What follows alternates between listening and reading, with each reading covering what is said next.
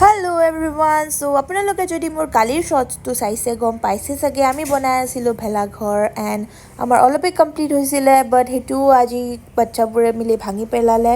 চ' আমি আকৌ নতুনকৈ ষ্টাৰ্ট কৰিব লাগিব বনোৱা এতিয়া চ' ফাৰ্ষ্টতে আমি গ'লোঁ কলৰ শুকান পাতবোৰ আনিবৰ কাৰণে গোপালহঁতৰ ঘৰৰ পিছফালে মানে যি লাগে তাকে পায় সিহঁতৰ ঘৰৰ এনভাইৰনমেণ্টটো বহুত বেছি ধুনীয়া চ' আমি ইয়াতে আহোঁ যেতিয়াই কিবা লাগে